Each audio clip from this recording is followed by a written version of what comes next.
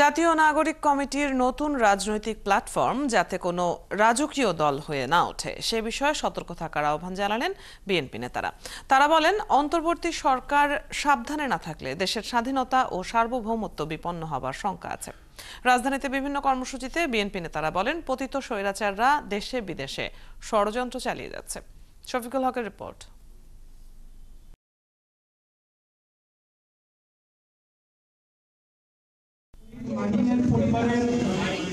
5 August পরবর্তী সময়ে বিএনপির ভারপ্রাপ্ত চেয়ারম্যান তারেক রহমানের নির্দেশনায় ছাত্র জনতার গণঅভ্যুত্থানে হতাহত প্রায় 400 ভুক্তভোগীকে সহায়তা করেছে আমরা বিএনপি পরিবার।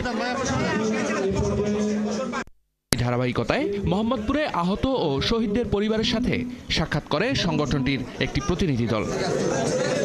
এর আগে দলের সিনিয়র যুগ্ম মহাসচিব রুহুল কবির রিজভী বলেন, নির্বাচনের প্রলম্বিত রোডম্যাপ দিয়েছে অন্তর্বর্তী সরকার, জানিয়ে জনগণের মধ্যে প্রশ্ন তৈরি হয়েছে। ষড়যন্ত্রকারীরা সক্রিয় বলেও সতর্ক করেন এই বিএনপি নেতা। জাতীয় নাগরিক কমিটির এই নামে একটি রাজনৈতিক দল করা হচ্ছে, ঠিক ভালো কথা। গণতন্ত্রের পথে যখন আমরা হেঁটে যাচ্ছি তখন যে কেউ রাজনৈতিক দল সেটা করতে পারে, কিন্তু এইটা যেন আবার রাজকীয় দল হয়ে না ওঠে, এটা মাথায় রাখতে হবে। এবং রাষ্ট্রের পৃষ্ঠপোষকতায় কোনো দলকে গঠন করার প্রক্রিয়া যদি হয়, তাহলে যে ক্রেডিবিলিটি এই সরকারের, সেই ক্রেডিবিলিটি কিন্তু নষ্ট হবে। এর আগে সকালে প্রেস ক্লাবে এক অনুষ্ঠানে বিএনপি চেয়ারপারসনের উপদেষ্টা জয়নুল আবদিন ফারুক জানান, সংস্কারের নামে নির্বাচন বিলম্ব করে সময় ক্ষেপণ করা হলে জনগণ তা মেনে নেবে না।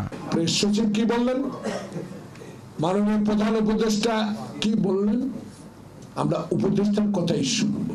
অনুগ্রহ করে রোড ম্যাপ সুনির্দিষ্ট দিয়ে দেন, নির্বাচনের তারিখ ঘোষণা করে দেন। কে কি বললো এটাতে কিছু আসে যায় না, জনপ্রতিনিধিরাই ঠিক করবে কোনটা পুরোপুরি সংস্কার হবে, কোনটা হবে না।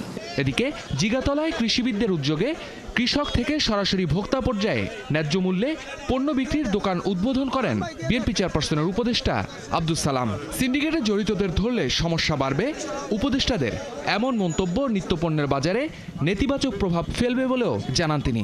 সিন্ডিকেটদেরকে একবারে ধরা যাবে না, তাহলে ব্যবসাটা কি নষ্ট হয়ে যাবে। শফিকুল হক, 71, ঢাকা।